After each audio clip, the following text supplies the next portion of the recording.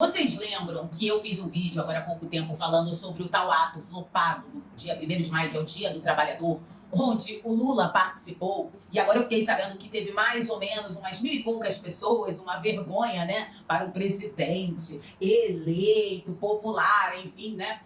Eu tenho uma outra coisa para dizer para vocês sobre esse ato flopado do dia 1º de maio. O que acontece? O Boulos, que é pré-candidato em São Paulo, ele participou desse evento no dia 1º de maio, juntamente com o Lula. Beleza, até aí tudo bem, todos eles são de esquerda, é claro que eles vão estar juntos, né, nessa caminhada flopada. Mas parece que Lula resolveu praticar uma coisa chamada ilícito eleitoral. O que isso significa?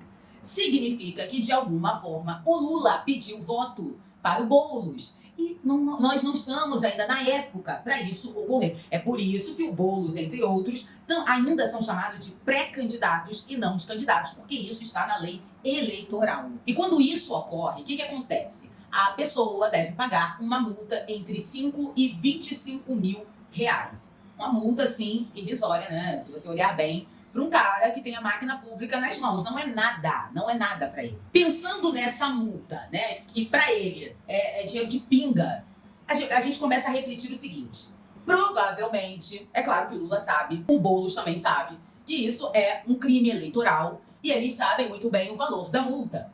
Como para ele não é nada dinheiro de pinga, 5, 25 mil reais, para ele tanto faz como tanto fez ser multado. O que vale é pedir voto para todas as pessoas, mesmo que sejam poucas pessoas que ali estavam, para o Boulos. Porque o Lula está desesperado por conta dessas eleições, onde temos muitas pessoas de direita e pessoas boas de direita concorrendo. Além do mais, a esquerda já não está com essa popularidade toda. Então ele está meio desesperado ao ponto de cometer um crime eleitoral sem ligar, porque, como eu disse, dinheiro para ele é dinheiro de pinga. Olha o que ele disse para vocês entenderem como ele cometeu esse ato ilícito eleitoral. Abre aspas. Esse rapaz está disputando uma verdadeira guerra aqui em São Paulo, disse Lula ao lado de Boulos. Abre aspas novamente. Ele está disputando com o nosso adversário nacional. Ele está disputando contra o nosso adversário estadual e ele está disputando contra o nosso adversário municipal. Só para vocês compreenderem, se vocês entrarem para ver a lei que proíbe propaganda, enfim, pedido de voto antes do tempo, vocês vão compreender que não é necessário você falar vote no fulano, vote no ciclano. A partir do momento que você dá essa conotação elogiando ou algo do tipo, isso já se transforma em um crime eleitoral, porque a justiça entende que quando o Lula fez isso com o Boulos, ele está prejudicando os outros pré-candidatos. Beleza, então quer dizer que Lula cometeu um crime e não está nem aí por ter cometido esse crime. E é interessante a gente observar essa situação e como a nossa justiça está, porque provavelmente ele vai pagar 25 mil reais de multa e nada além disso vai acontecer. Mas eu lembro muito bem que quando o Bolsonaro fez aquela reunião com os embaixadores, que não é ilegal, o presidente faz reunião com embaixadores, ele ficou inelegível por 8 anos, porque ele falou com os embaixadores algo que alguém não gostou. Então você nota que a nossa justiça, ela está totalmente desfocada do que realmente é a justiça. Além disso, devemos observar outra coisa. Um presidente da República que representa o país, que deveria dar exemplo a toda a população, é o primeiro a cometer um ato ilícito para todo mundo ver. Eu lembro muito bem que na época que Bolsonaro era presidente, as pessoas se incomodavam porque Bolsonaro era grosso ou porque Bolsonaro xingava. Mas hoje eu não vejo que ser grosso e xingar não é ilícito.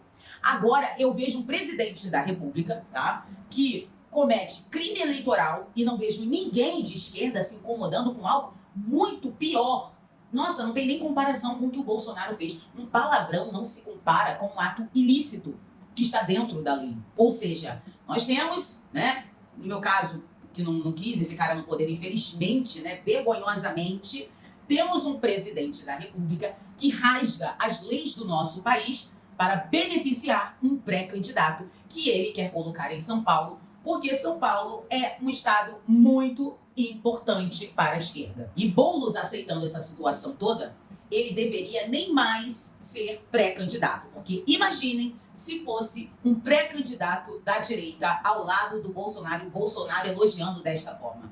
O cara, com certeza, não seria mais pré-candidato a nada. A questão do que eu estou falando aqui não é exatamente ideológica, é justiça. E a justiça, ela tem que ser proporcional. Se a justiça ela não for proporcional, ela já não é justiça. Ou agora nós vamos começar a chamar de justiça relativa, da mesma forma que Lula chama democracia relativa. Porque se começarmos a colocar esses termos em pauta, isso significa que no nosso país não há justiça, não há democracia, não há nada. E se não há nada, o que nós temos é o caos instalado juntamente com um regime ditatorial. A partir do momento que ele não liga em cometer um ato ilícito, isso significa que a nossa justiça está em coma.